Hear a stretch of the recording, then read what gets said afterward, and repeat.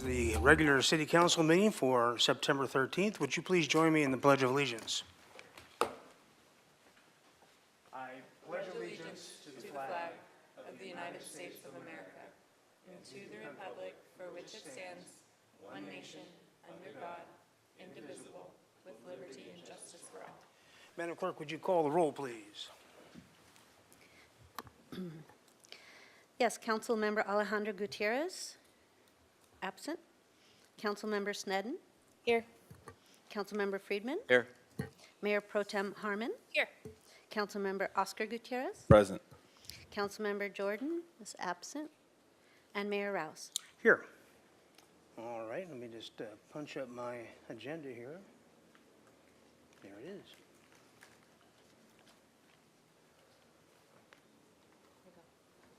Oh, we got that? Wow, look at you.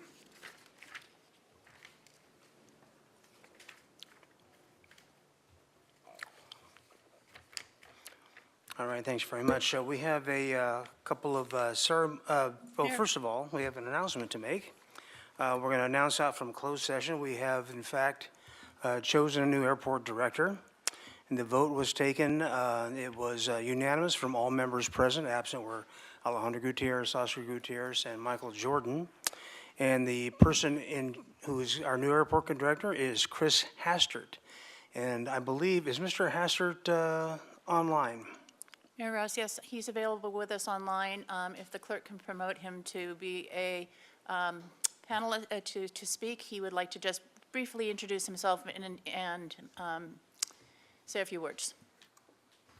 He should be able to speak. He looks unmuted. I'm here. Okay, first Good test is our afternoon. new director. Congratulations, Mr. Hastert. Thank you very much. Good afternoon, Honorable Mayor and council members. I'm sorry I couldn't be there today, but I very much look forward to meeting each of you and better understanding your desires for the airport and how I can work towards those goals. I'm very grateful for this opportunity and thank you for the unanimous support. I also want to recognize the city staff. They've been amazing during this process, from the city administrator all the way down through the HR manager and all of the HR staff. Very warm welcome and very professional during the recruitment process. I look forward to meeting the team at the airport, and I've heard great things about them, and want to thank Mr. Demore, the interim manager, who seems to have set things up quite well for my success. And last but not least, I look forward to meeting with the community members, the stakeholders, including the general aviation businesses and private pilots, local businesses and residents who are customers, but also affected by noise and overflight, to seek the proper balance of service while maintaining the quality of life this area is known for. And I really look forward to working with all of you. Thank you very much. All right, we'll move on to our ceremonial items. Madam Clerk, you have an item to read? Yes, we have two ceremonial items to read. The first is Employee Recognition Service Award Pins, and the second is National Preparedness Month, September 2022. Okay, Ms. Bjork. Thank you, Mayor Rouse. I have a number to read. I'm very excited to be celebrating the anniversaries of so many great employees, starting with our 5-year employees: Morgan Downey, Police Property Evidence Assistant in the Police Department; Justine Baker, Police Parking Enforcement Officer in the Police Department; Leon Yen, Library Systems Technician 1 in the Library Department; Deborah Rose, Administrative Specialist at the airport; Noe Lopez, Airport Security Aide at the airport; and Kyle Langelier, Waterfront Maintenance Coordinator at the Waterfront Department. With 10 years of service, John Doimus, Assistant City Attorney 3 in the City Attorney's Office; Taylor Benson, Library Technician at the library; Antoine Levesque, Kyle, Grounds Maintenance Worker 1, Parks and Recreation Department. And with 15 years of experience, Eric Uchida, Human Resources Technician in our Human Resources Department; James Lombardo, Police Officer at the Police Department; Sarita King, Administrative Assistant in our Public Works Department; Adam Handel, Principal Engineer in our Public Works Department; Daniel Takis, Water Treatment Plant Operator 3 in the Public Works Department; Chris Mitchen, Wastewater Treatment Plant Operator 3 in our Public Works Department; Jim Rembley, Project Planner, Parks and Recreation Department; and Luis Quesada, Grounds Maintenance Crew Leader in our Parks and Recreation Department. With 20 years of service, Randall Graham, Maintenance Worker 2 at our Public Works Department, and Robert Serta, Treatment Plant Technician at the Public Works Department. And with 25 years of service, we have 2 employees, one of whom is here today. Ron Lichty, Fire Business Manager, is not able to join us, but Susan Jang Bardick, Senior Recreation Supervisor in our Parks and Recreation Department, is here.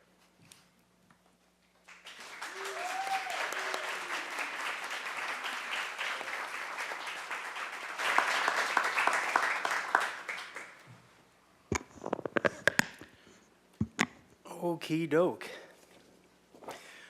Susan Jang Bardick, Senior Recreation Supervisor with 25 years of service. Susan Jang Bardick began her career with the city in 1997 when she was hired as a recreation specialist for the Parks and Recreation Department, and the following year participated in the grand opening celebration for the expanded Chase Palm Park and the newly built Casa Las Palmas. In 2003, she was promoted to Facilities and Registration Services Recreation Coordinator and managed rentals for Cabrillo Pavilion and the Chase Palm Park Center. She also permitted public special events and managed the Parks and Recreation Administrative Office front desk, which handled picnic, park, and community building rentals and registration services for summer camps, after-school, and class activities. In 2007, as a recreation supervisor, Susan oversaw 3 beachfront facilities and 12 outdoor park locations and photo/film permits for all city locations under one new one-stop permitting process.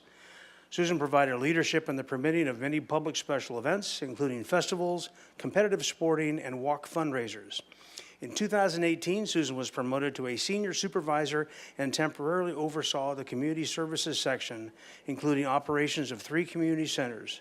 Susan now oversees daily operations of the Cabrillo Pavilion and her team of facilities and special events staff.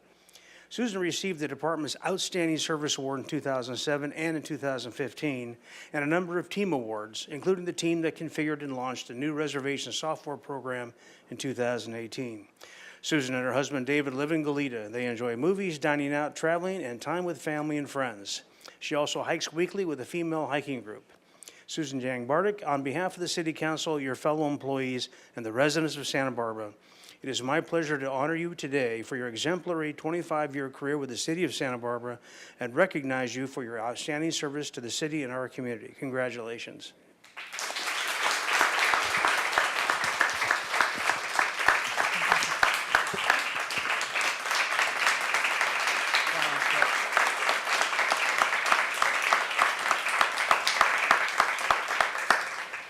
Thank you, Mayor and Council. The 25 years truly has gone by very quickly. I can't believe when I started this job that it would be so rewarding, that I would be working for such a great department like Parks and Recreation, and that I would work with so many fantastic and awesome employees. Thank you so much.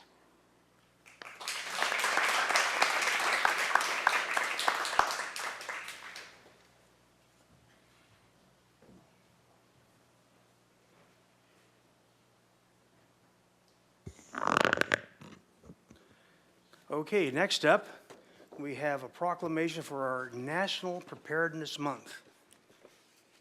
And I believe we have the folks here from Fire, Chief Mayles, Cincina. Okay, whereas National Preparedness Month creates an important opportunity to remind every resident of the city of Santa Barbara to prepare their homes, businesses, and community for any type of emergency, including natural disasters. And whereas the theme for the 2022 National Preparedness is A Lasting Legacy, and whereas investing in the preparedness of ourselves, our families, businesses, and communities can reduce fatalities and economic devastation in our communities and the nation. Whereas the Federal Emergency Management Agency's READY campaign, Citizen Corps, and other federal, state, local, tribal, territorial, private, and volunteer agencies are working to increase public activities and preparing for emergencies and to educate individuals on how to take action. And whereas emergency preparedness is the responsibility of every resident of the city of Santa Barbara, and all residents are urged to make preparedness a priority and work together as a community to ensure that emergency and disaster preparedness education is equitable and accessible for all. And whereas the city of Santa Barbara would like to recognize that the life we build is worth protecting, and preparing for emergencies and disasters will create a lasting legacy for everyone. Now therefore, I, Randy Rouse, by virtue of the authority vested in me as the mayor of the city of Santa Barbara, California, do hereby proclaim September 2022 as National Preparedness Month and encourage all residents to develop their own emergency preparedness plan and work together to protect each other while creating a more prepared and resilient community. Thank you very much. Chief? Mayor Rouse, members of council, thank you so much for taking a few minutes out of your important day to acknowledge the importance of preparedness. We strive as a fire department to take really good care of our residents, but taking care of our residents starts with having the residents learn to help themselves before we can arrive. So that's really the goal of preparedness, top to bottom, from the second an emergency happens until it's completely mitigated. So it does involve all of our residents becoming active participants. So we appreciate that. I brought with me today Liliana Encinas. She's our bilingual public outreach coordinator, and she wanted to say just a few things about preparedness in the city of Santa Barbara. Thank you, Mayor Rouse, council members. Thank you, Chief. National Preparedness Month is just a reminder to build awareness that our community has to build a kit, make a plan, stay informed. Disasters are not foreign to us, and it's only a matter of time that we get the next one. So it's not if, but when. And we have to remind our community to stay prepared, to stay informed, and to rely on trusted sources of information, which is key for us to be prepared in our community and have a prepared and resilient community. Thank you so much. Thank you. Ms. Bjork, are there any changes to the agenda? There are no changes, Mayor Rouse. Okay, we'll go to public comment. I have somebody who's not a stranger to these parts, Mr. Michael Baker. Would you come up forward and tell us what you have to say? Good afternoon, Mayor and Council. Michael Baker, CEO, United Boys and Girls Clubs. I just wanted to give you an update that the clubs are doing well. We just came out of the summer.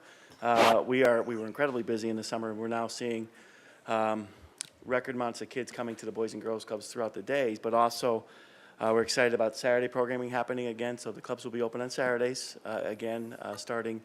We actually opened our Goleta Club first on Saturdays, and we'll be getting the other clubs open on Saturdays. So I want to encourage each and every one of you to come down and see the programs in action. I know Councilman Gutierrez is a product of Boys and Girls Clubs, and we're very proud that you're up on that dais. So I wanted to point out that we also have special events coming up. October 15th, we have our big fall gala that'll be happening at Burnham Wood, and encouraging many of you to participate and spread the word, support the Boys and Girls Club. So again, I want to thank you for your continued support, and I encourage you to come down and see what's happening in the Boys and Girls Clubs. Very good. Thank you very much. Thank you. Do we have anyone online, Madam Clerk? We do not. Okay, very good. We'll move to the consent calendar. Do we have some items to read? We have 2 items to read on the consent calendar. The first is approving the 2022 to 2024 management and professional attorneys' salary plans, which is an ordinance adoption. And item 4 is the Waterfront Department lease agreement with the Regents of the University of California for dock space in the harbor, which is an ordinance introduction with an agreement. Excuse me, I need to backtrack. I'll read the full recommendation of each of those. So approval of the 2022 to 24 management and professional attorneys' salary plans. The recommendation is that council adopt, by reading of title only, an ordinance of the council of the city of Santa Barbara adopting the 2022 to 2024 salary plan applicable to unrepresented managers and professional attorneys, and the 2022 to 2024 salary plan applicable to certain unrepresented safety managers. And item 4 is the Waterfront Department lease agreement with the Regents of the University of California for dock space in the harbor, which is an ordinance introduction and agreement, with the recommendation that council introduce and subsequently adopt, by reading of title only, an ordinance of the council of the city of Santa Barbara authorizing the waterfront director to execute a 5-year lease agreement with 1 5-year option with the Regents of the University of California for 5,563 square feet of water area located at 139 Cabrillo Boulevard, commencing upon the effective date of the enabling ordinance. All right, very good. Do we have anyone that needs to pull anything from the consent calendar on council? Do we have any public comments on items on consent? There are no public hands raised. Okay, thank you. I'll entertain a motion for the consent calendar. So moved. So moved by Friedman? Second. Second by Gutierrez. May we have a roll call vote, please?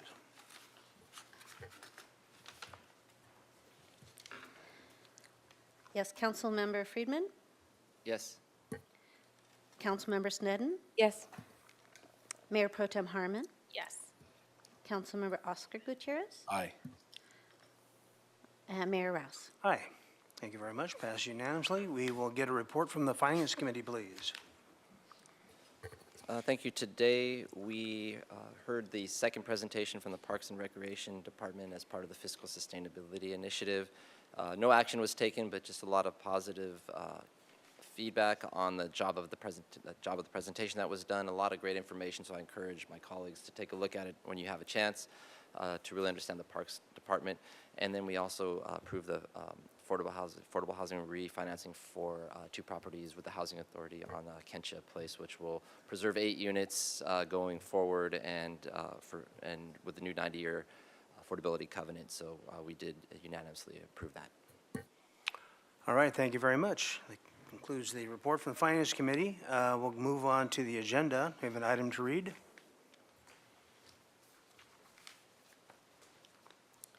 Item 7, Communications Office Outreach Update and Web Test Drive, as described in the agenda. Okay, very good. We'll hear from our people in communications. Mayor Rouse, I would just like to kick this off by, this is our first presentation from our new communications team, and as you know, we have increased our efforts by creating a full-time communications manager, Shelley Cohn, who's here with Casey Drescher, who's her half-time helper in that effort, but also helping half-time in City TV to improve our programming. Well, we have excellent programming. Further resource that programming in City TV. So this is they have just initiated this program. We have a lot of high hopes and expectations, but recognize it's going to take a little time to build it and completely build it out. In talking with Santa Monica, who did such a similar effort a few years ago and was kind enough to serve on our recruitment board, they said it took them 5 years to fully get to where they wanted to be. So we are taking some important first steps, and today's presentation lets you know some of those, as well as some of the things that we're going to continue to be working on. All right, very good. Well, would you go ahead and proceed, Ms. Cohn? Good afternoon, Mayor Rouse and City Council members. Again, I am Shelley Cohn, the city's Public Information Officer / Community Engagement Manager, and this is Casey Drescher, our Communication Specialist. So today I will be giving you a brief update on our Communications Office activities, and Casey will follow up with some updates on our outreach and messaging. And then at the end, we'll follow up with just a brief overview of our new website. So just for some context, the Public Information Officer Community Engagement Manager role is part of the City Administrator's Office, coordinating the city's outreach efforts and responsible for developing the citywide guidance for communications and outreach. A communication specialist and City TV staff also contribute to those efforts. A major initiative of this office has been to improve our outreach to extend to a greater portion of the community and to increase transparency and invite public engagement. I'll go over some of the ways staff has achieved that in the following slides. Staff has worked toward greater inclusivity in the city's outreach efforts, achieving this in the following ways: through interpretation, language access at the start of projects, online accessibility and translation, and technology assistance. So in regards to interpretation, I just want to point out that this very city council meeting is being interpreted into Spanish, and the agenda was also translated into Spanish and posted prior to the meeting. Select public meetings, we also provide interpretation for through contractors that provide that service as needed. Projects start with language access. Staff has been encouraging everyone to think of translation and accessibility at the beginning of a project, rather than addressing topics like content translation and accessibility once the project is underway. Addressing this at the start creates more efficient planning to address for the needs of Spanish translation and interpretation and online accessibility. Online accessibility and translation. In addition to translating documents and online posts into Spanish, thought is given to fonts, colors, and text so that information can be better read by users with visual impairments. Alt text, or in other words, alternative text, is used for graphics for web and social media posts, including this very presentation as well. Those are behind the scenes. They're available to screen readers, so you don't see them actually on the slides themselves, but they are behind if you're using a screen reader. Alt text allows the screen reader to help visually impaired users better understand an on-page image by reading the text description. And then technology assistance. We use the Listen Everywhere app for our city council meetings. And this allows a user to download the app via their personal cell phone and use their own headphones to get Spanish translation or hearing assistance in English. This is used in city council chambers as well as the Gebhard room. And also, let me just add, the closed captioning is available for our online videos as well. And then looking toward our future plans for communication, we have our language access plan. The entire communications team is working toward developing and approving a language access plan that will guide city efforts in presenting a unified approach to reaching Spanish speakers with our content.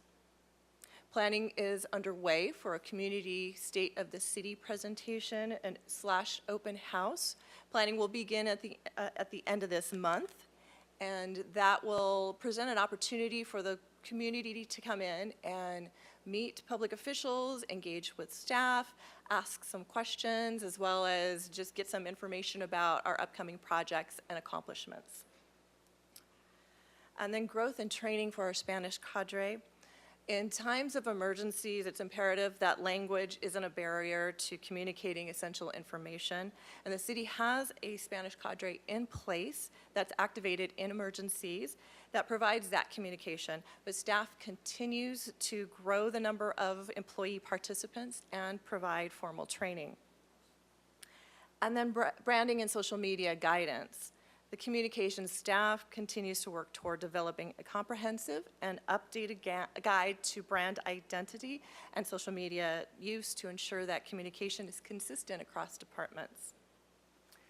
And then finally, Spanish translation.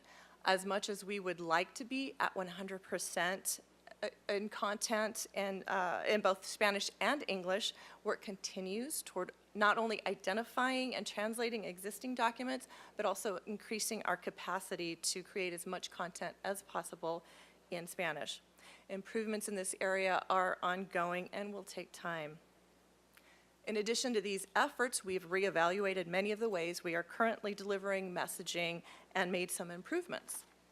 These include redesigning our weekly newsletter, CNIB, relaunching our quarterly business newsletter, and one of our newest and exciting efforts is relaunching our quarterly 50-minute magazine show as a bi-weekly 5 to 7-minute show that better suits our busy audiences today. And with that, I'd like to turn the presentation over to Casey Drescher to discuss outreach and messaging before I discuss our new website. Thank you, Shelley. Mayor Rouse and City Council members, I am Casey Drescher, the Communications Specialist, and in that role, I manage and curate our social media platforms. I send out a weekly newsletter. I was very involved with the launch of the new website. I have taken on some new responsibilities with City TV to utilize some of my expertise as a broadcast journalist there, and I also help send out a lot of the messaging that gets sent out to our community members, including press releases and email blasts. So, speaking of the weekly newsletter, it's called City News and Brief, CNIB. I'm sure a lot of you get that in your inbox. And that's a weekly newsletter. I reach out to all the department heads and essentially put together the top stories that are happening across the divisions. But we really felt like it needed a refresh aesthetically, and we really wanted to make it more mobile friendly, and we needed to eliminate the technical challenges that staff faced in putting it together. So we kind of redesigned it, made it a little sleeker, a little easier to navigate, and made that just more accessible for people to access. And so we streamlined that design, we put that out, and we received a lot of really positive feedback. And a big benefit to that was cutting down the production time it took for us to gather that information and package it all up. So for example, it used to take me the majority of my workday on Monday to send that out, and now I can put it together in just a few hours after lunch. So that is definitely an improvement. Moving on to our business newsletter and branded e-blast, we have worked with the Economic Development Manager and the city's graphic designer to relaunch the quarterly business newsletter. This was identified as a priority in the Economic Development Plan. This was something that we were doing in the past, and then due to the pandemic, we kind of shifted that messaging away from that into COVID-19 related news, but we are on track for a fall launch to get that back out there, and we're working like we did with the newsletter, a new template, a new design, new content to get that out there to our business community. And we're really excited to have a branded e-blast to regularly address the business community with timely messaging. And this will also be very cohesive and work hand in hand with the branding and the messaging that we've rolled out with our new website. And then moving along to City Connection, our news programming.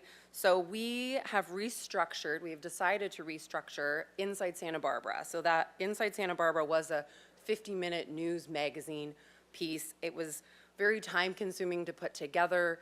The different stories were longer in nature, and the task at hand with that was to find pieces that wouldn't automatically be outdated in the time period it took to put all of that together. And so we have decided to take that idea and relaunch it into City Connection, a more fast-paced, again, modern, social media friendly show that we will put out. Our goal is bi-weekly. We want to keep it fast-paced, stories that the folks can digest and understand. 5 to 7 minutes, a broadcast style show with a host. And that will take much less production time than the previous show. We'll be able to push out more episodes, so to speak. And that will then allow us to multi-purpose the content, break it down, and take those stories and then share those onto social. And that's increasing that connection that the community has with us and the transparency of what the city is doing. And with that, we would also like to put out a Spanish language version of City Connection, presented in Spanish, not dubbed or subtitled. And that effort, of course, will take some extra time, some more bandwidth, but we really want to make that a priority and put that out. So the game plan is to, get that initial programming off the ground and get those workflows in place, and then we'll be able to take on that added lift.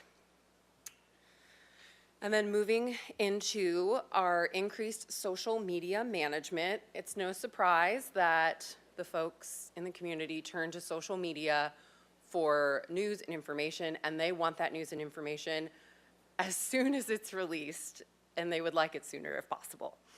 So we want to optimize the platforms we have to, again, connect with the community and foster transparency.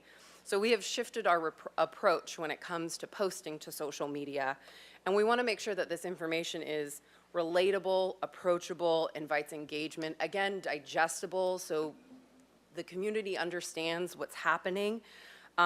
We've been utilizing some new software platforms to help us post at optimal times, to just help us streamline that content using analytical software to best gauge, what's going to work at what time, who's absorbing the information, you know, did they go to the website, did they share it, et cetera. It gives us a lot of information that we then can turn around and helps us do the task at hand in a more productive fashion. So with the changes we've seen our follower counts and engagement numbers increase in most instances by double digits. When I was first brought onto the team in November, we started an Instagram account because that is a necessity when you're talking about social media. And we've seen an average close to 160 followers, new followers every single month. So that's something we're really proud of, leaning into real opportunities and just, again, stories and just the different interactive ways you can relate with the community. And then we also have over 18,000 followers on Twitter, and that's something we continue to see grow, those stories being shared, and we're very proud of the work that we're doing there as well. And with that, I'm going to turn it back over to Shelley to discuss the website.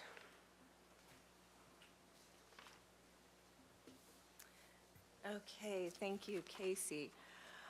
So the city's website is one of our most robust outreach tools. The site launched in June, and from the start of website planning, staff has made solid and ongoing commitment toward inclusivity for all website visitors.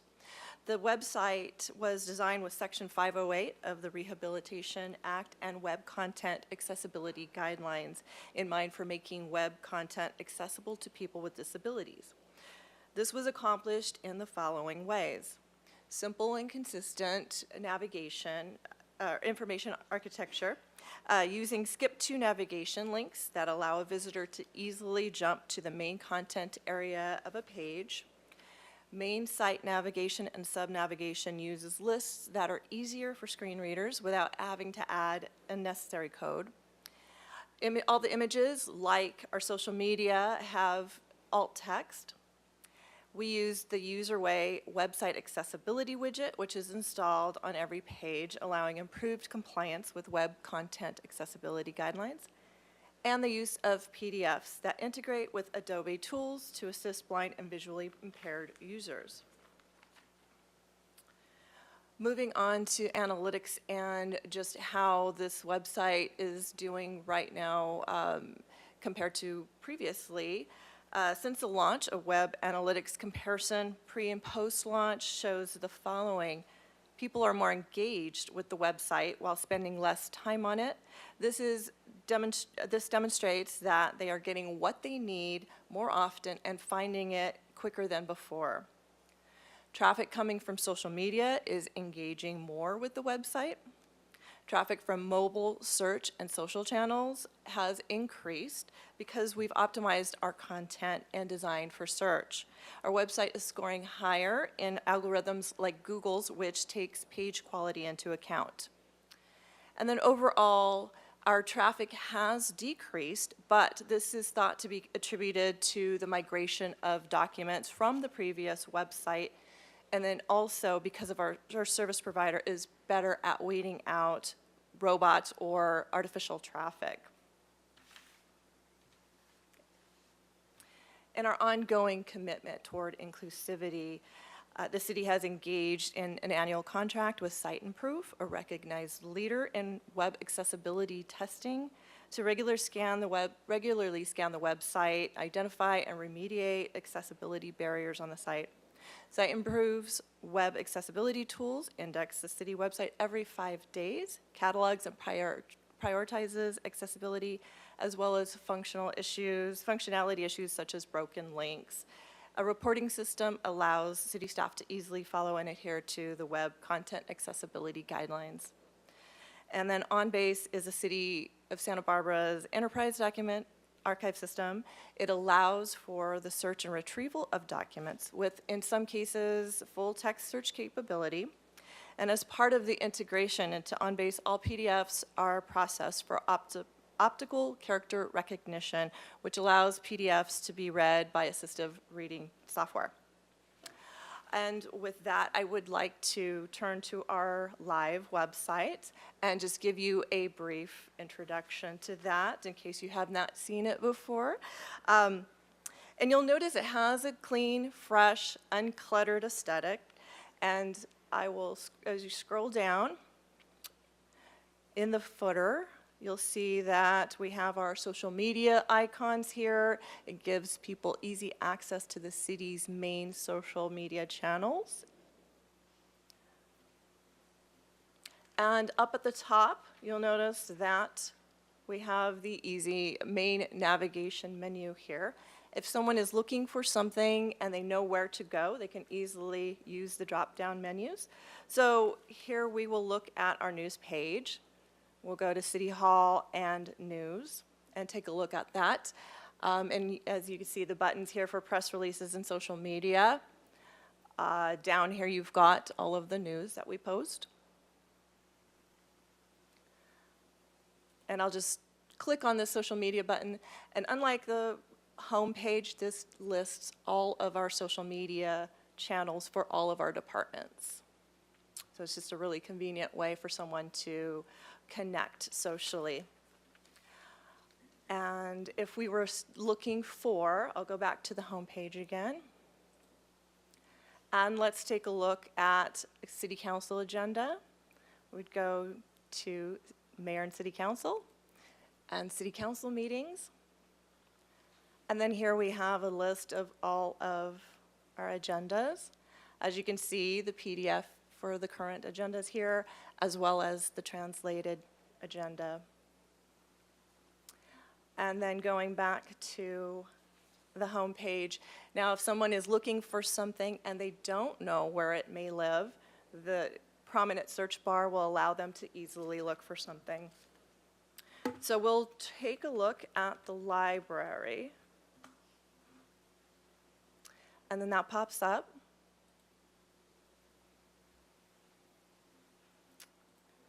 And then there it is. So it's easy to find. Another thing I'll point out while we're on this page is this toggle here. It's English and Espanol. If you click on the Espanol, it takes you to a fully translated page.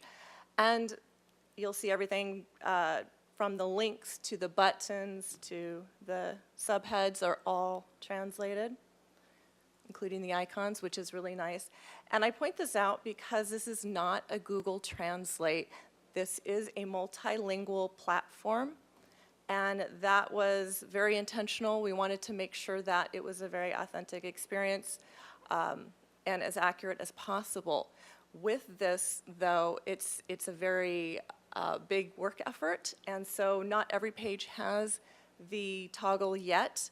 The ones that are translated, that have been translated into Spanish, will have this. The ones that do not will simply not have that at all. We are working fast and furious. This is a priority to get this website up, but as you can imagine, there are many, many documents and pages that we are trying to get translated, and they are all being done not through AI, but manually by employees. So. It's a pretty big work effort, but we are dedicated to that. And then the final thing I want to point out is this icon down at the bottom. And if you pull that up, that's our user way widget. And this provides accessibility options like changing the size of the text or the contrast or any other option that you may need for accessibility. And with that, I'm going to close the presentation, but we are available for any questions that you may have. All right, thank you very much. We have a question. Mayor Rouse, may I just interject with one acknowledgement? I just wanted to acknowledge Scott Nelson and Zach Smith, who are also here in the audience and who did the really heavy lifting in association with so many others, but really took ownership and point on this website project. So I wanted to just give them an acknowledgement. Very good, thank you. Okay, we'll go to questions from council. Alejandro Gutierrez. Thank you. Thank you for the team. This is really exciting. I was just wondering if you could walk me through the accessibility menu. So I see on the homepage we don't have the Spanish translation. I hit the accessibility button, and I know it says English USA. I click on it and I put Español Mexico, and the page is still on my computer in English. Will it translate it, the It- homepage? It will not unless it's fully translated. It's actually a multilingual platform, so that means that everything that you see in Spanish has been translated manually and has been uploaded. So there isn't an easy way to just toggle over and have AI translated into Spanish. Okay, yeah, I don't know, we can't give suggestions right now, right? It's just questions. We can? No, okay. All right, that's it, thank you. Okay, then we have Oscar Gutierrez. Thank you, Mr. Mayor. Thank you for all the hard work. I know we've been in communication about my ideas and concerns about communication when it comes to the city, since it was my forte, or still is my forte, outside city council. I just would like you to reiterate to me, if you can, please. Previously, it used to be possible to share newsletters onto our personal social media accounts by just clicking at the bottom of the email. But now I either have to copy the text and paste it or take a screenshot and share that onto my social media accounts. And I personally think that's fine, but I've been getting a lot of feedback from the people who follow me that they just find that really lazy for me to do that, because it's not as interactive as it used to be, because they used to just be able to click on the link and it takes them specifically to the site. So why isn't that possible anymore, and can we make it possible? Thank you so much for the question. So we reached out to Constant Contact, which is the platform that you make City News in Brief with. It was a feature back in the day, and for some reason they took it away. And so I reached out to them and kind of got some information, like, why is that? And then I worked with Shelley actually just yesterday. We actually read through some message boards because other people in other cities had the same concerns that you did. And we actually found a workaround for that, and we added it to the newsletter yesterday. So it should be there. Okay, that's great. I'll look forward to that, because I can tell you that nowadays, if it's not interactive in some way, shape, or form, people tend to just gloss over it or complain. So take that into consideration. So I know you stated earlier that you're going to do weekly video, or is that what you said? Weekly videos about the newsletters? The goal is to have that be bi-weekly. And if we limit ourselves to the videos to correspond directly with the newsletter, it'll get really outdated really quickly, because some of the events for putting the newsletter out on a Monday, let's say, some of those events are happening on Tuesday. So we're really looking at things that maybe are a little more evergreen, that'll last like a couple more weeks. So bi-weekly is the goal. And we have a episode ready to go. The script is in the teleprompter. We are just waiting to kind of put the finishing touches and record the anchor, so to speak, putting that together. That's great. My only issue with that is that I, especially me, I understand, because I used to do this, that you want it to be a professionally made, concise video. But again, looking at the trends of how people are consuming information in media now, I'm more likely to watch a video that somebody recorded on their phone that's 10 seconds or 15 seconds long than to wait every 2 weeks for a video that looks and sounds great. So do you think it'd be more efficient if you were just to basically, as simply as just read out your newsletter the same day on camera, than to wait 2 weeks to do it? Okay, so part of the reason that we are doing it in the 5 to 7 minute range is it will allow us to take those videos apart. So we can release it as one City Connection episode, but then we can also take that apart and post that into smaller segments on social media throughout the week. So there'll be like 30-second to 1-minute videos, and that'll allow us to kind of throughout the week. But then also, the City Connection in general will allow us to have a different type of storytelling. City News and Brief tends to be very to the point, factual, informative, and City Connection will allow us to take a different angle with some of the stories, go a little bit deeper, and have some of those stories be evergreen so that they'll be around and for a lot longer. So we're hoping that it'll be multi-purpose in that way. Got it. I'm just worried about the immediacy of it because I myself I used to sit on the information and then do it all in one day, but then people would message me and say, you posted this the day of or the day before, could have used it a week in advance or what have you. So just take that little bit of knowledge there. So when it comes to the website, when you Google City of Santa Barbara, what's the first thing that comes up? Is it our website or is it something else?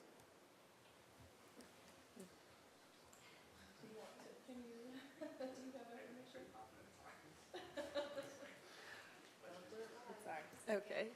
Okay, good.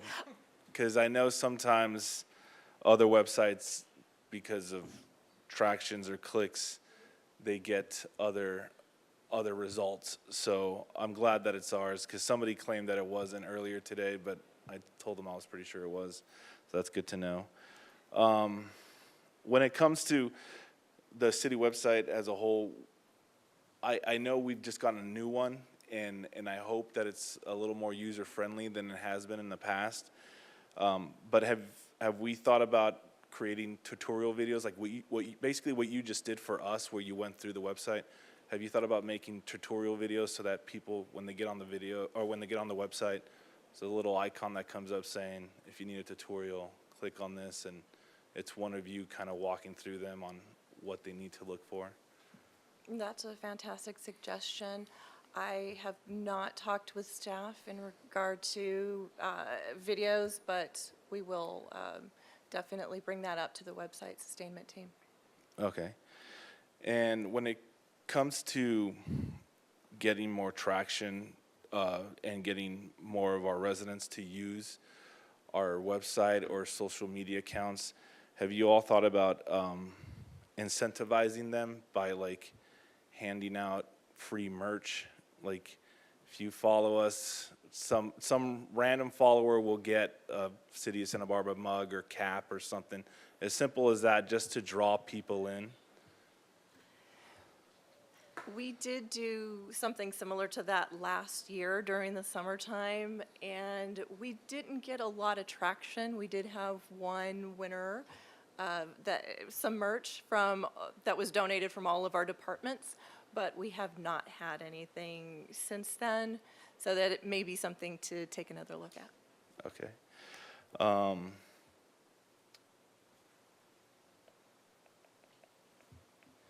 So I remember at some point last year, it might have been the year before, Parks and Rec did a virtual reality video of Parque de los Niños on the Lower West Side.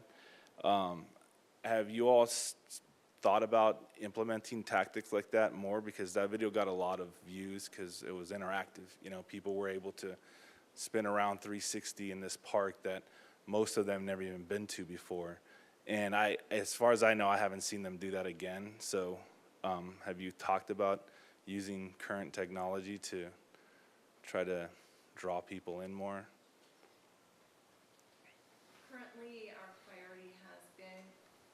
Currently, our priority has been on translation and getting the website as much as we can, the content migrated and translated, and being able to get a priority going with what messaging that we are sending out is being translated. Just prioritizing that. So that's been our focus right now, and not as much on the technology part of it in terms of getting more people to the web.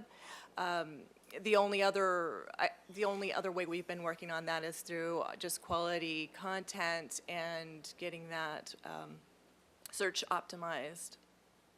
Okay. When it comes to all, because I believe I follow all the department's social media accounts. So are you all in charge of that, or is somebody from each department in charge of that?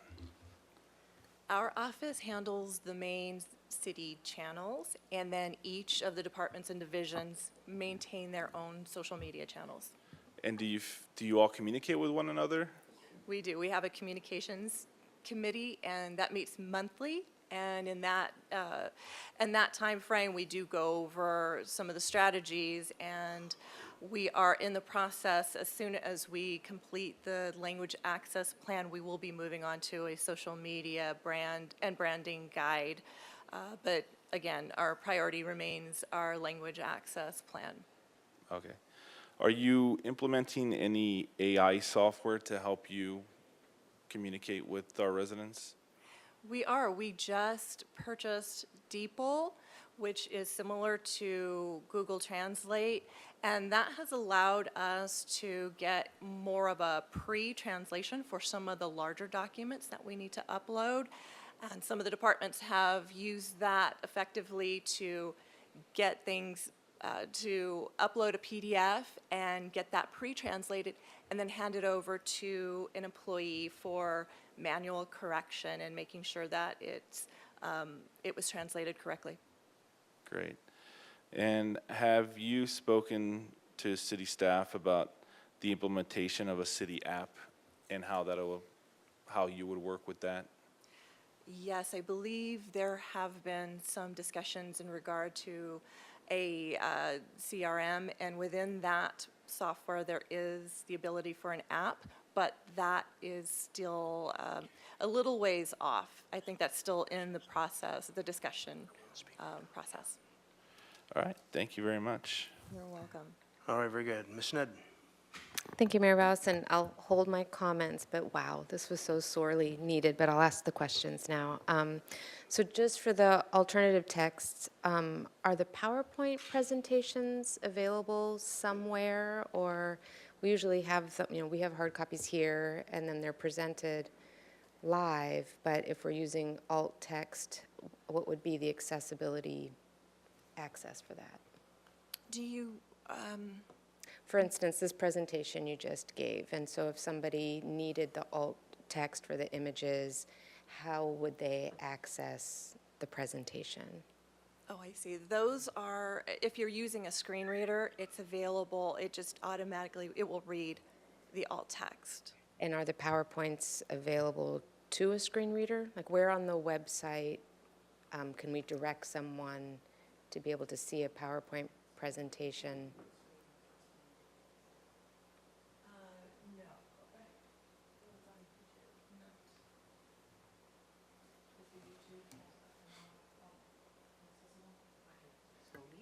YouTube does have closed captioning. Those videos have closed captioning, but the alt text does not appear, it doesn't, I don't think it would appear on the video. It would appear on the presentation itself. That's my understanding too. So I'm wondering if there are considerations for having the PowerPoints available with alt text, or are there issues with that? I think it's something that we would need to look at and understand what that looks like from a workflow process. After the fact is certainly available. That's not going to meet people's needs. I get that. But it's an area, as I said at the outset, it's going to take some work to get us to where we want to be, and these are great topics, so keep bringing them up. Thank you. Thank you. Yeah, it's a question I have. In teaching, we have to make everything accessible, and I know what a tremendous amount of work it is. One little slide can take hours, so I understand the workflow. I was just interested if that might be something eventually. And then for the translation, again, such a heavy lift getting this started and underway, and I just had questions about sort of priorities. So which, if you know, which departments already have it? So we saw library. Do you know which other departments already have? I don't have that information offhand. I can get that for you. Do you want to?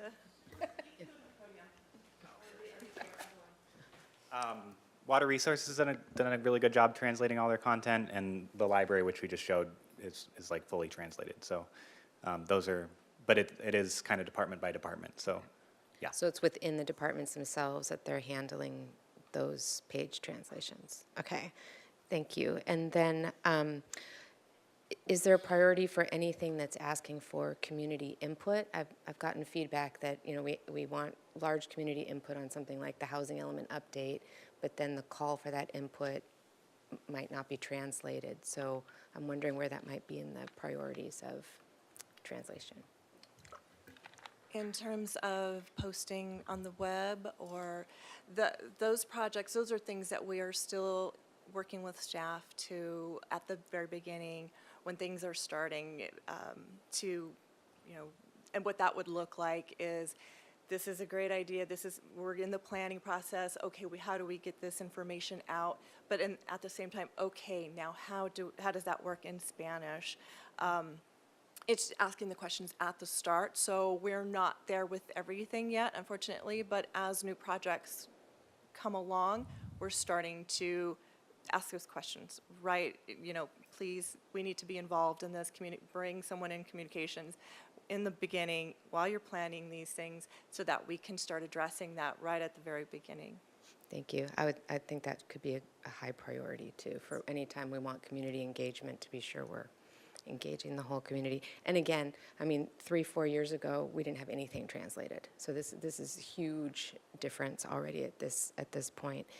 And then on a sort of different topic, any advice for communicating on Nextdoor? I think a lot of those sort of vitriolic posts that people ask questions about or make comments about are things that sort of, it's just because the information isn't out there, and I know many of us are tempted to be a source of that information and put it on there, and that doesn't seem like a good idea, but it also seems like a really good outlet for people. So if you have advice on how we might be communicating in a standard way with Nextdoor. We do communicate via Nextdoor, depending on the project. Public Works might just use select neighborhoods if they're doing some work in that neighborhood.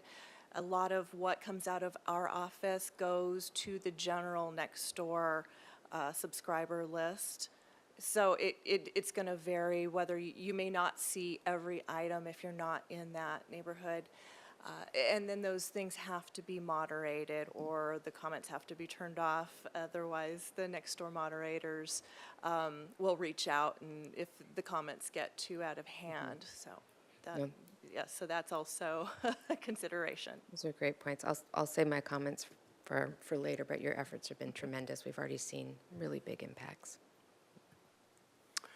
All right, very good. And you mentioned the community state of the city, and is that going to be a different format than we have with the chamber? Is it going to be more of a give and take open house kind of thing, or a community forum, or a town hall? And is it going to involve like department heads? What is your vision for that? This was actually something that was directed, it was in a two-person memo in 2021, I believe. This is for an open house style.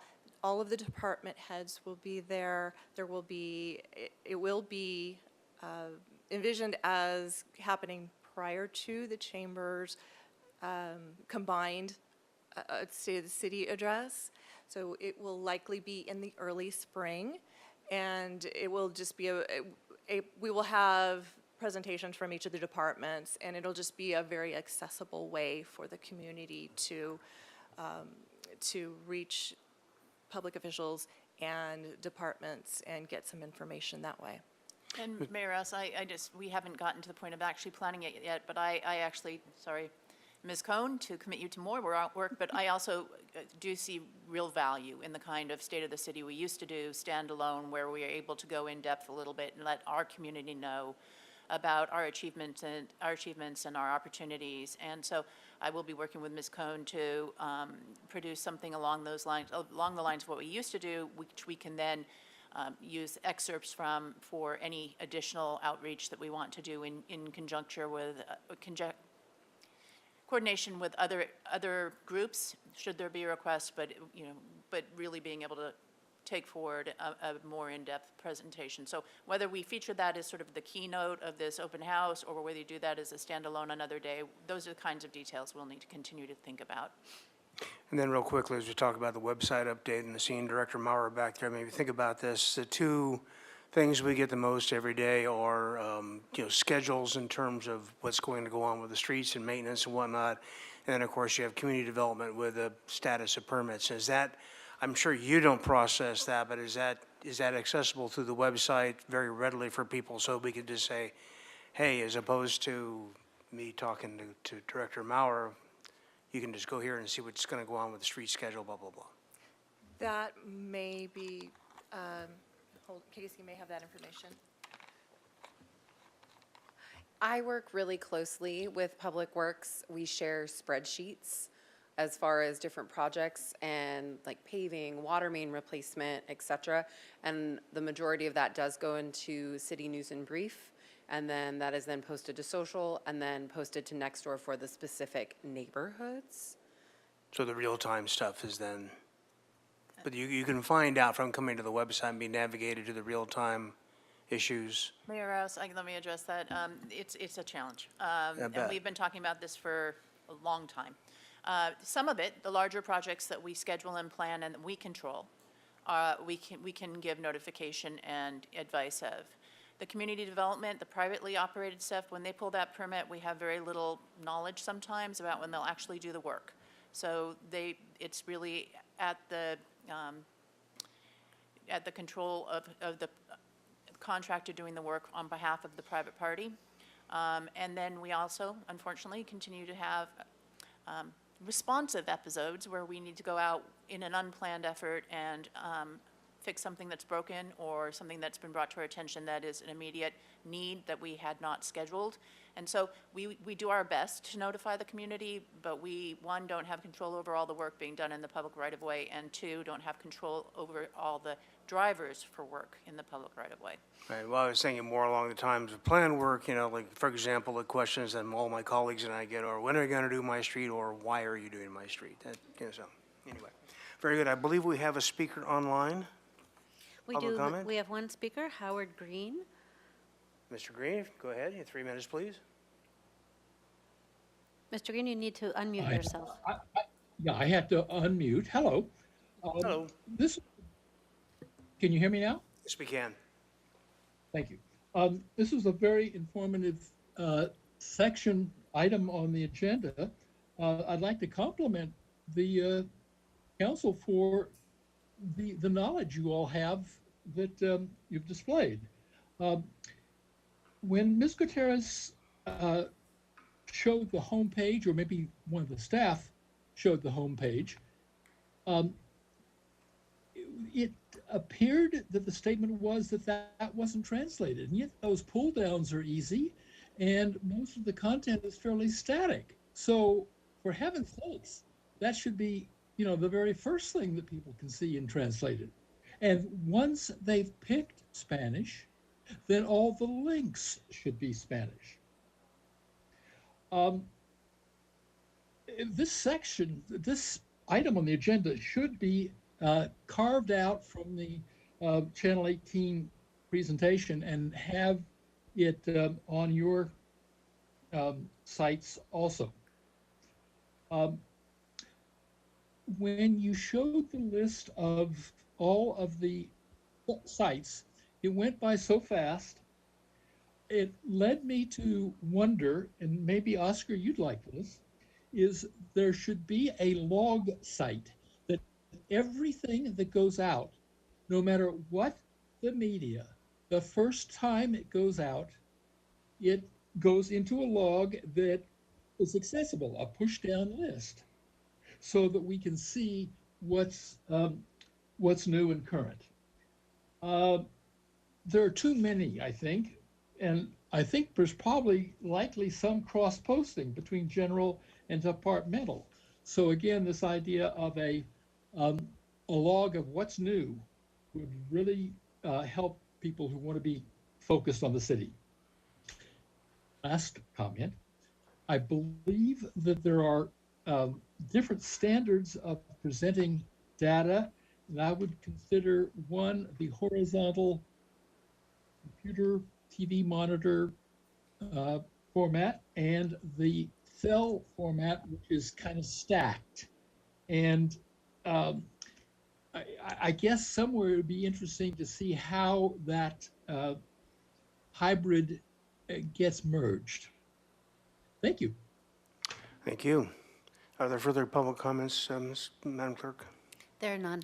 Okay, very good. With that, we can go back to the council for comment. Ms. Gutierrez. Thank you so much for all the work you've been doing, and I've heard a lot of positive things compared during the time that I started. A lot of community members had a lot of concerns about the website, and I represent a district that is the last working class in Santa Barbara. Majority are Spanish speakers, and this is, for me, I'm really excited about this because something that being on council, something that I've always promoted is get educated, get informed. And there was definitely a disconnect between City Hall and the community members. My recommendation would be for the homepage to be translated. I know you guys have been doing a lot of work and I really, really appreciate it. But as you heard the public, I think the homepage, if that can be on your priority list, would be great. But thank you so much for all your work.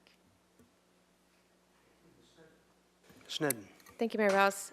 This was so sorely needed, and the process to get here from prioritizing even having public information office on behalf of the city and really elevating that and the importance of that. I mean, we work for the public, and the public is paying for this, and our improvements since this has become a priority, it's really reverberated, and we've gotten so many positive comments, your professionalism, your conciseness, the clarity, and the consistency among departments and with yourselves. And so when you send out a message and we receive it, I have confidence that you really are representing a department or the city as a whole. And it's really just in confidence level, and communication is just a vast improvement, just really tremendous. I really appreciate the Spanish translation. It's really sort of impossible to think that we did not have that. And as you acknowledge, we have a ways to go. I agree that it really needs to be a priority. But even having our meetings translated, and also for the hearing impaired, as a mother of a child who's hearing impaired, that is such a constant frustration that goes unnoticed. It's not visible, and it really, for accessibility, and particularly to our older community, makes a really big difference. So I personally want to thank you for that, and the Spanish translation. And, you know, as we are serving the whole community, I would like a priority to be for anything that's inviting public input. I don't feel confident that we really are representing the public unless that call has gone out in Spanish as well. So I think that's one of those areas where even if it's not perfect translation on everything, and I know we want to have everything, you know, translated by hand and perfectly done, that we might not want to have that be a barrier to having at least the call for the input and making sure that we are reaching all segments and members of our community. And that would include the newsletter, which I'm not sure, is that being translated yet or not? That is not fully translated yet. We do have a Spanish subscriber list, and when we do get translated documents, we will send those out. That would be great. And then maybe sort of additional outreach with Radio Bronco, or specifically to maybe an outlet that can help get messages out when it affects the whole community like that. I think the website looks great. So much work has gone into that. It looks so, as you said, uncluttered and clean. And I think it's just as people get used to it. I've already gotten so much feedback that, oh, this is so much better, and how easy it is to find documents. And so I'm excited that that's just going to continue to get better and better now that it's launched. But just to reiterate, the quality, the content, the frequency, your professionalism. Really, it's all it's so improved, and it reflects so well on all of us in the city, and just really thank you. Mr. Gutierrez. Thank you, Mr. Mayor. And thanks again for all the hard work you've all been doing. I have my experience, as I stated earlier, in working for the newspapers and TV stations and for LinkedIn. So when it comes to communications and things like this, it's just like really lights a fire under me. And I just kind of want to be on the cutting edge. I don't want to be like playing catch up, you know? So my advice is the moment you hear about any new app or technology to look into it, because it could be what everyone starts shifting to. We all were taught differently, everybody in this room and probably everybody watching this, we're all raised and taught differently than the generation now. So when it comes to communicating with people who are in their early 20s and younger, it's not the same way we communicate with each other, and it's a hard pill to swallow, but it's true.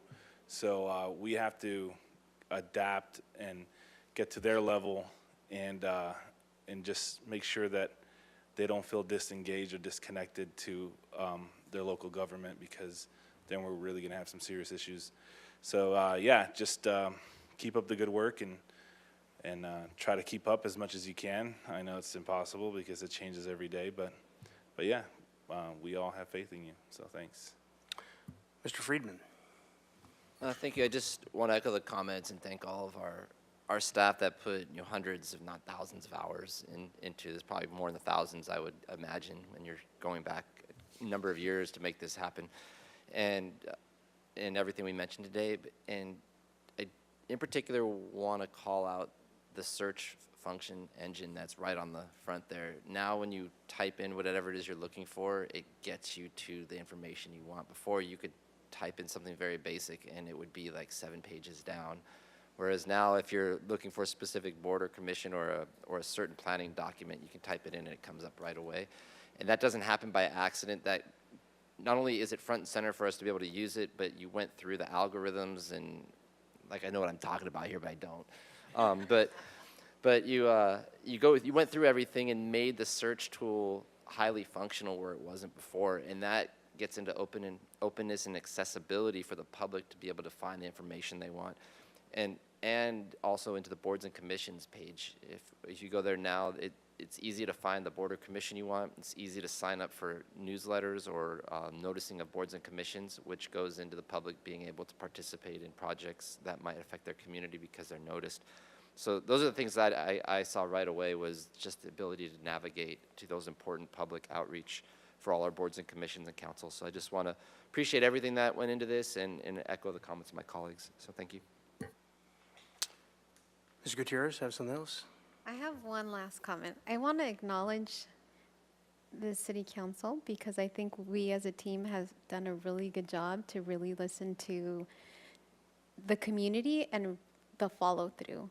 And the staff, I know we've overwhelmed you, but I think this council has gone through COVID, and the council before, when they went through the mudslides, communication was really important. And I just want to acknowledge my colleagues, because I think we're all on the same page when it comes to communicating with the public, that is a big priority. So thank you. Okay, I guess all the dark secrets formerly harbored by city council are now out for the public domain, so thank you very much. And that'll conclude that item, and we will move to council and staff communications. Mayor Russ? Yes, may I you have take something to say? the initiative of using this opportunity for staff communications to just call out one of the items on your consent agenda that was not read into the record because it did not require a reading, but it is important for the public, which is that we we the recruitment for our advisory boards and commissions. And so that is now up and on our website and live, and our applications are online. And so anyone who's interested in public service for the community, great opportunities, lots of opportunities. And thank you for announcing that. Mr. Gutierrez. Thank you, Mr. Mayor. So the last about 2 weeks, I went to a few events, so bear with me here. So the mayor and I attended the community prayer breakfast where the keynote speaker was Dean Noble, is that right? And he is the head of the Turner Foundation. The Adams Schools had a solar panel ribbon cutting, which was really cool because the whole school district's doing it, and those solar panels are going to provide a lot of energy for those campuses. And I can't wait for us as a city to start doing that around our properties. Attended the farewell of Jeff Schaefer, and Mike Jordan and Eric Friedman attended that. And that was really bittersweet to see him go, but exciting to see what SB Act is going to do in the future. Attended the Santa Barbara Ad Hoc Committee meeting with Councilmember Sneddon and Jordan. Attended the memorial for Booker Brown at Santa Barbara City College, and also attended the City College Hall of Fame. It was really great to see a bunch of old school local legends in person, and honoring those that are no longer with us, because we all grew up hearing about what was possible, you know. So that was cool. Attended the League of Cities in Long Beach with a lot of our colleagues here. Got to learn a lot, got to meet a lot of other elected leaders from all over the state. It was really cool. Attended the 9/11 Flags Across America with my colleague Kristen Sneddon and Mayor Rouse. It was really touching. It was at the Sunken Gardens at the courthouse. And also was able to hold a community barbecue at Bonet Park on the west side.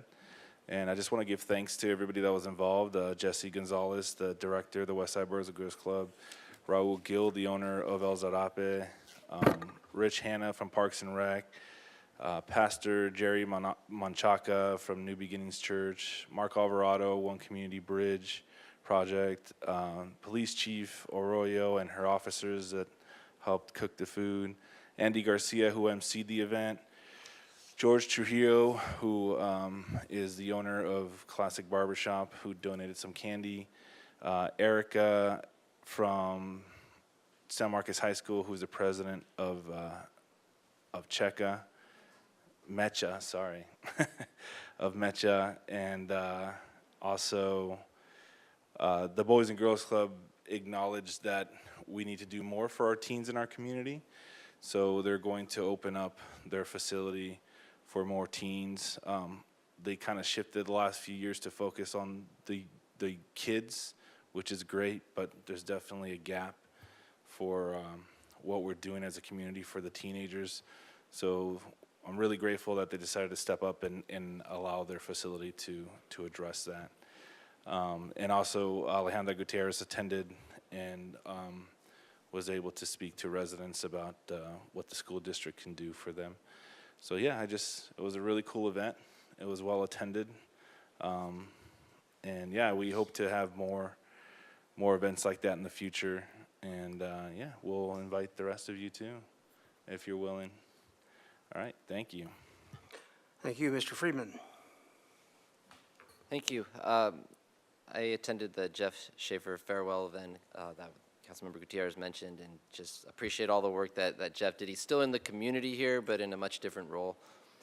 Also attended the Hospitality Summer Games, and Councilmember Oscar Gutierrez and I were the judges on that. And it was a fun time. We were there for a few hours in the heat, and those hotel and hospitality workers are amazing. The events that they put on, speed racing of trying to make they make the beds. They had a cake contest. We got to live the dream of judging 4 different cakes and then getting to eat them and come up with a winner just like on TV. It was pretty cool. And it was a good time by all, but it shows the amount of dedication and just how good our service industry workers are here that make our economy run in Santa Barbara, in particular in our city. And so it was great to be able to see them and the work that they do. Also attended the League of Cities, a lot of very informative workshops, and was able to present on the work of the Coastal Cities Group as the chair of that committee. And so we talked about the work that we've been able to do as a coastal cities, especially in relation to the working with the Coastal Commission to try to address a lot of the issues on coastal planning, local coastal planning updates, and some of the sticky issues going forward that we really need to resolve but are very tough. Also attended the Environmental Defense Center 45th anniversary dinner and get together, and just want to say much appreciation to the Environmental Defense Center for your 45 years of just really protecting our environment and being a strong advocate. And what they do here locally has implications statewide and nationally, and we're very fortunate to have that organization here in town. And also attended the Hope School annual town hall meeting and the San Marcos back to school night, but that was as a parent, but it was still great to see how great of an education we have at the high school level and the dedicated teachers. And I want to welcome the new principal of San Marcos, Dare Holdren, who is an alum, and but they have a new principal, and just the teachers were just amazing. And the students there that volunteered, they had students to help all the parents get around, but the students were bilingual, so they were able to help all the parents find where they were going, and the students volunteered their time to be there at night. So I want to appreciate all the students that signed up to make back to school night such a success for everyone. Ms. Ned? Thank you, Mayor Rouse. We had a State Street interim operations meeting finalizing our recommendations to council. I think we came to a good resolution that will be coming to council soon. We had another meeting of our homelessness ad hoc, and just a special thank you to Councilmember Friedman for he's been so proactive in inviting speakers, and this last speaker was Michael Schellenberger, the author of San Francisco, and it just really rounds out. We've had so many input from so many different entities, and we're getting close to our recommendations on that, well, probably in the new year. I also attended the League of Cities. Really a standout session there was on resilient fire communities and lessons learned there. Some things that I'd like to discuss at council as well. Attended the Elected Leaders Forum, the homeless collaboration across different jurisdictions, which continues to be really informative. Also attended the second annual Flags Across America on 9/11. It was a really beautiful community event, and I appreciated Mayor Rouse's comments very much. And then also attended Santa Barbara High School's back to school night with equal appreciation for just what we experience and all of the changes that are constantly put forth to teachers, to students, and really the changing times. And it was great to be back in person, actually. Thank you. All right, very good. Well, Saturday, the local yacht club had their charity regatta, which raises money for visiting nurse and hospice, and they raised a substantial amount of money. Also, in that next afternoon, they had the organ donors event led by Scott Burns at Ledbetter Beach, who attended that. Went to the Riviera Association meeting last night, and why I want to bring that up is that I'd really like to encourage all of us to encourage each of our districts to try to form some kind of regular neighborhood meeting like that. It's so valuable. You learn so much outside of these walls to find out what's going on in your neighborhood. So really would like to encourage that. And then lastly, a few of us got calls over the weekend about a sailboat going ashore at East Beach. And back and forth with Heal the Ocean and Marburg. And low tide yesterday morning, we were down there with Heal the Ocean and Marburg, and Heal the Ocean is just amazing how they respond to these things. And Marburg, our waste hauler, had Brian Borgatello and his younger son, Austin, knee-deep in this stuff, picking up stuff with their bare hands and cleaning up, doing fabulous work, keeping stuff out of the ocean, out of the waters, and keeping the public safe. So very impressive, and we'll be probably maybe chatting about how that's going to work later on. But anyway, I was very impressed by that. And with that, we are going to be adjourning to a closed session. And Madam Clerk, would you read the item, please? Yes, the closed session item is a conference with city attorney, existing litigation, Government Code Section 54956.9D1, as described in the agenda. And we won't be reporting out from that. Mr. Gutierrez, did you have a final comment? Yeah, sorry, I forgot to mention that Steve Ingalls passed away, and he was very active in our community, and especially with TVSB. So I just wanted to acknowledge his life and passing, and that he's going to be missed. Thank you. And with that, we stand adjourned.